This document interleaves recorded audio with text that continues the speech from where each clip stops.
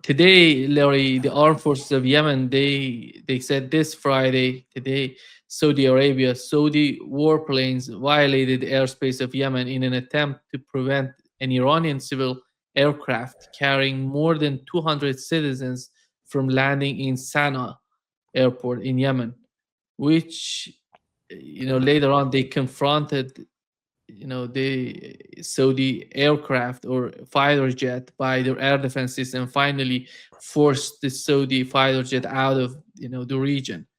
This is the I'm so confused with the behavior of Saudi Arabia in Yemen, Hmm. because it's been 11 years of these sort of activities against Yemen, and it doesn't seem that they're going to learn anything from that. Yeah, yeah, no, I mean, that's um, one of the obstacles or potential obstacles for, even though the Saudis and Iranians have reestablished diplomatic relations. This is one of those irritants in that relationship that can actually create further separation. Um, so someone said to me yesterday, who lives in the region, who's a consultant, an energy consultant. He said, you can't trust the Saudis. They'll tell you one thing and do the exact opposite. MBS is a real problem, and we saw a glimpse of that the other day when all the representatives, every country in the region, but Iran was meeting with Brad Cooper, the admiral in charge of CENTCOM, and basically it was I'd call it an anti-Iranian meeting. And it's like, those countries should have told the United States, no, screw you, we're not coming to that. No, so they're still they have not broken the dependence on the United States. Yeah. I think with the new reality of the Strait of Hormuz, there are countries that trying to connect with both Iran and Oman right now. For example, we had France going to Macron talking with Omani government about the new sort of supply from Oman to France, and today we have at least three Japanese buyers. They're negotiating with Iranians. I don't know how many. It's been a while that they haven't received any oil or gas from Iran, but right now they're talking with Iranians. They want to normalize the situation. They want to receive more oil from Iran. And on the other hand, they're somehow under the thumb of the foreign policy in Washington. Mm-hmm. I don't know how do you see the reaction from Washington if they decide to buy oil from Iran and they're going to be dependent somehow on Iranian oil? Because when you buy oil from some countries, you have to modify your whole refinery system. It's not something overnight. That was one of the main reasons for China that didn't shift from Iran to other countries. Right. Yeah. How, No. Look. This is. Um, there are lots of problems. With both, let's call them international problems and challenges with, like, if the Japanese decide to do that, and then you even got some biological, environmental problems. All what people have forgotten is all these ships that have been sitting there at anchor in the Persian Gulf. They got crews on board. The crews poop into their sewer system, internal sewer system, and a lot of those ships have been dumping that sewage into the Persian Gulf. And I just read a story that on Dubai, the beaches are now getting contaminated with human waste. Pretty nasty, and they haven't actually thought through the full effects of having that many ships in there with all that sewage getting dumped into the Persian Gulf, which is essentially sort of a closed system. I mean, it's not washing out into the ocean immediately. So this is, there's going to be some other long-term consequences from this. Yesterday, I talked with Professor Ted Postel, and he was just analyzing the Patriot system and the air defense system of Israel. and he brought some videos and explained some new realities that we haven't. I Right. didn't know. We knew the context of what's going on. We knew somehow the big picture of what's going on during those days, but he brought in some sort of details about how these missiles are working, and they're going somehow like this. And in the videos, he shows that, and he basically says, look at the footages. Those, you remember our friends like Max Blumenthal and these people went to Iran to see some of these missiles in Right. Iran. Right. They Right. took pictures, and in those pictures you see the fins. You know, you have the warhead, Hmm. and the warhead has some sort of fins and with wings or something like that. And then what Professor Ted Postel said, that's bad news for the air defense systems, because it means that it's maneuverable. Right. If it Right. goes there, it can find its way to hit the targets, and it's too difficult for the Patriot system or any air defense system to hit these sort of missiles. Right. Yeah. No, I think I didn't see your interview with him yet, but I did see he did a similar thing with Danny Davis, and pointed out that the Patriot system was only 10% effective, and that's why I say that Iran's in a position to do real damage to Israel with its ballistic missiles if it decides, okay, we're going to go all in. We're not going to stop, because it was of all the missiles fired for air defense during the 42 days from February 28th to April 7th. 2/3 of the ones that were fired for air defense were the U.S. systems, Patriot and THAAD. And according to Ted, only less than 10% of them hit their targets. So that means over 90% of the ballistic missiles landed unmolested in Israel. So that's why I maintain that Iran's actually in a strong position, that if Israel doesn't stop, then Iran can really do significant damage to them. Yeah. One of the warheads that he showed us, it was like this, jumping like this. Yeah. The other one was somehow zigzag, some sort of movement like this.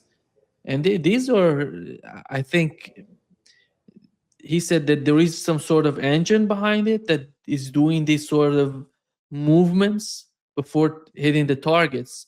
It's too difficult. I don't know if the any of these air defense systems in the world would be able to hit these sort of missiles. And basically the missiles, the technology of missiles are far, you know, ahead of the air defense systems, not only in Iran, in Russia, everywhere. Mm-hmm. Yeah. Yeah. No, look, it is the we've now seen, with respect to like Patriot missile systems, we've seen in whether it's Ukraine or in Israel, they don't work. I mean, they may work against certain targets, but particularly against the cruise missiles and ballistic missiles, they're ineffective. Yeah. Larry, the assassination is part of the Israeli strategy. And there is a new report that shows that Israelis wanted to assassinate Arakchi and the head of Iranian parliament in the negotiations they had with Americans. Well, yeah, that's old news. And I'm not Yeah. telling, No. but it came out yesterday. So you got to ask yourself, why are they reporting old news like that now?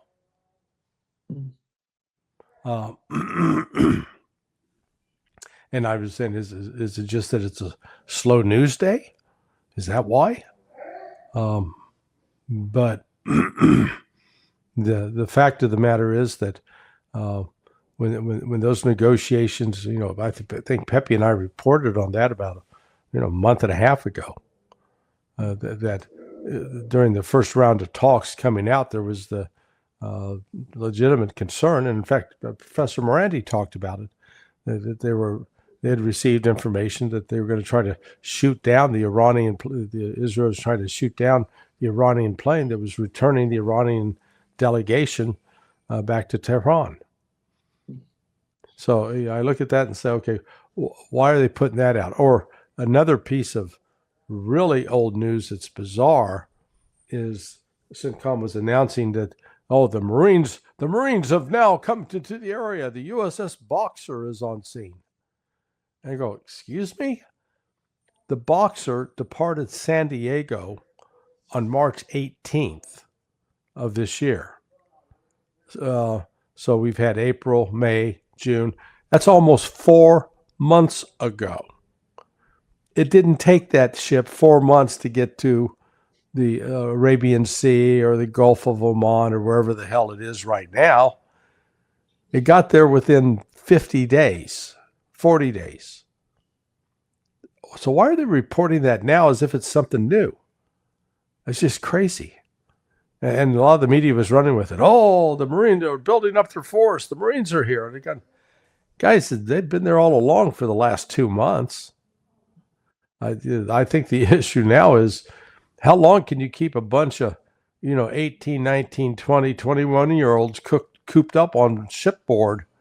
They need to be active, exercising, out moving, etc. Instead, they're confined to trying to exercise on board a ship. Good luck with that. I remember after that first meeting between Iranian delegation and Americans, when they got back, they didn't go directly to Tehran. They were somewhere else, because I was in contact with Professor Morandi. Where are you and what are you doing? I'm not in Tehran. I'm somewhere else, and we're gonna go to Tehran. And I think they went by train. Yeah, exactly. Yeah. But they were, somehow when they got to Iran, and they were not all together. They separated in different directions to avoid any sort of problem, because it's so amazing, looking at it. Well, again, the if you want to call it strategy, or you got to say, what's the strategic purpose of killing the people who are the most, let's say, the most moderate, most open to negotiation? You get rid of them, and you got the people who say, hell no, we're nothing to negotiate about. We're going to kill you. How is that in Israel's interest? I find it, I'm completely baffled by that. Because they're so afraid of negotiations between Iran and the United States.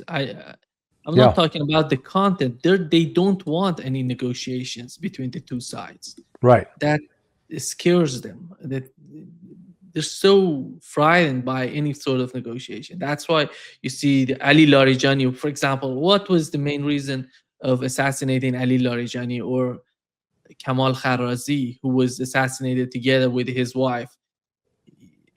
These guys were not in part of the military. They were not part of the attacks on Israel. They were negotiating with the United States, talking with the United States. Right. But Israel doesn't want that. I don't know how much is that appreciated in Washington, or is there anybody in Washington understanding what's going on with the Israelis and the way they're desperately trying to assassinate each and everybody who's willing to talk. And this is not something new. Yeah, no, I agree. And Larry, do you feel that the United States is preparing itself for another round of war? No, I don't. Again, I come back, as I talked about at the a few minutes ago, with respect to oil, the whole diesel fuel problem that the United States faces it's serious. It's not getting any of the coverage that it should in the media, but you're going to have shortages of diesel and or aviation fuel, and the refineries will have to make a choice of which they produce. And so the United, it's not like the United States has some magical supply it can go draw upon. That's how they've kept the price of oil low over the last 3 months. It should have spiked. The oil on board the ships right now that are when they offload, the actual price people are paying is 110, upwards of $120 a barrel. It's not $80 a barrel. It's not $70 a barrel. It's much more. But, we got this news media that's just bullshitting itself and everybody else. And nobody seemed willing to understand, what the real situation is. Because as you were pointing out earlier, the type of oil determines or how a refinery is set up to process and refine oil determines the type of oil it receives. So it's not just a simple matter of diverting the oil from West Texas that is readily available and shipping it over to the Gulf Coast of the United States. It's much more complicated than that. And so with this shortage coming up, if the United States decides to try to renew combat operations, it will have to take aviation fuel from the civilian airliners, which means civil aviation will be in a serious state of contraction. And so what are the economic implications of that? Well, they're huge. So, I mean, the United States economy, we're living with a fantasy world. This is, I'm a big fan of the movie The Big Short, simply because it captures the delusional state of the market that was in place in 2008. There were a few who could see that this housing market is going to collapse. It can't continue like this. It's going to collapse. But everybody else, oh, no, that's crazy. You're out of your mind. It's fine. And then finally it collapsed. So we're in a similar state now, except that we're dealing with oil and with a global supply chain that's in crisis and that's backed up by,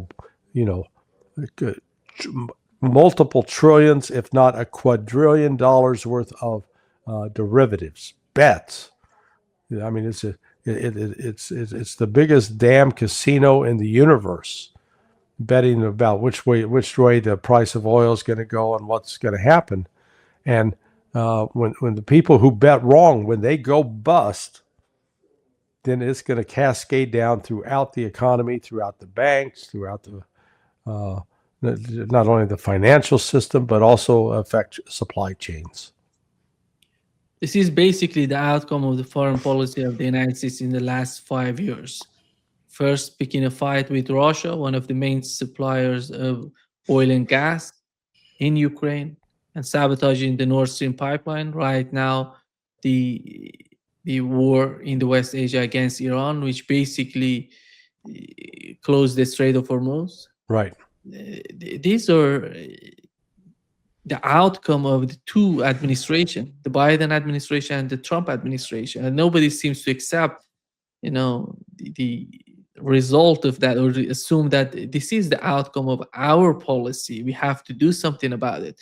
What is disappointing, in my opinion, Larry, is that we're going to have this war going on and on and on till the last moment of this administration. I don't see, you say they're not going to get back to war, but we may have some sort of war, tit for tat, something like this, till the last moment of this administration. Is that going to be the case? Well, isolated attacks, that really doesn't concern me, because you can't sustain combat operations. What was, what caught my focus on the war that started on the 28th. I was one of the few saying that this was going to happen. We had others, my dear friend Ray McGovern he was of the mind, and he had good reasons to argue what he was doing. It's not like he was crazy, ignoring the science. But what I was looking at specifically are the, let's call it the infrastructure that must be in place for combat operations to occur. And having spent 23 years scripting exercises for U.S. military special operations forces, I knew what all the pre-planning, the things that had to be in place before a combat operation was launched. And invariably, this means that there's a bureaucracy that has stood up. And in this case, they're called CATs, Crisis Action Teams. Now, these CATs contain, you've got, depending upon the particular command. Let's say at Central Command, Admiral Brad Cooper's in charge. He's got a deputy. I don't know what the name of his deputy is. They have an operations center that normally it's manned. It is not. It runs 24/7, but it's very, very minimally staffed. You only have a few people, and they'll write up what happened overnight and send that up as a report for the commander. In this case, the admiral. But when they got ready to say, okay, we're going to launch this attack on Iran, all of a sudden they activated the CAT. And, within the military, you've got different, let's call them different departments. The department that deals with admin, the department that deals with intelligence, the department that deals with operations, the department that deals with logistics, the department that deals with planning. And all of those are brought together into the CAT. And then if you've got liaison partners, if you got like CIA, National Security Agency, Defense Intelligence Agency, those come into the CAT. Everybody's got a desk, they've got a computer, they've got certain tasks that they have to perform, certain information they have to collect. There are orders that have to be written. And so when that was stood up on like the 21st of February, I knew that, okay, we're going to war. You don't stand that up and put that into place unless you are going to carry out attacks. So why am I saying now I don't see the attacks happening? Because that system has been taken down. Yeah. Okay, it's not active now. They're back to the 2 or 3 guys and gals that sit in the operations center. The people had the night shift. Yeah, that sucks. They're back to what I think are 8-hour shifts. But when you go to a CAT, you do 12 on, 12 off, and it's brutal. It's one thing to do it for 3 or 4 days, but man, when you're doing it for 3 months, brutal. So right now, my understanding is that none of these CATs are up operating 24/7. Instead, they're doing 5 days a week, 8 to 5. When you're doing that, you're not planning military operations. It's one of those warning signs, warning indicators that if you're saying we're going to war or not, tell me, do we have CATs in place? And if the CATs are stood up all across the board, yeah, something's going to happen. And this is where the United States is there. We've run into resource limitations. That we've pretended that we've got unlimited resources, that we don't have to worry about getting new Tomahawks because we've got plenty, man. It's all coming through the pipeline. That's not the case. The Chinese are sitting on 18 rare earth minerals processed rare earth minerals. This is the other thing that people get wrong, because they say, well, we've got plenty of rare earth minerals here in the United States, which is true. Just 25, 30 minutes from where I'm sitting right now, I can take you to a mine called Mosaic. They got big piles of material that have been dug out of the ground, discarded, called mining tailings. And in those, there are these rare earth minerals, but they have to be processed. And the processing is expensive and it's dirty. And guess what? About the only country in the world that does the processing is China. That's why they have almost monopoly control over these. So here's the United States. We want to build new Tomahawk missiles, but we need these 18 rare earth minerals, including gallium, and we can't get it. So no matter if we got all the metal and stuff to put them together, we don't have the other essential items, which means we're not producing any Tomahawks. Same for JASSMs. And then we just learned 2 weeks ago, Secretary of the Air Force said, yeah, the last 6 F-35s that were delivered to the U.S. Air Force, and understand each one of those costs $100 million, okay? Each one that was delivered didn't have the radar and the nose cone. Why? Well, because rare earth minerals and magnets out of China, they don't have them. So instead, for that plane to fly properly, it's got to have a certain weight in the nose cone. So they went out and bought some, weights, like you go to the gym, you put those plates on a barbell and lift it. That's what they put in the nose cone of this plane. But then the Secretary of the Air Force says, no, by the way, in terms of combat readiness, ready to go up and fly and fight, we've only, the F-35, only 30%, is 25 to 30% readiness. So the United States keeps talking like we're Trump keeps insisting we're the mightiest, the military, the best, and we're not. It is a lie. It's an abject lie of self-deceit on our part.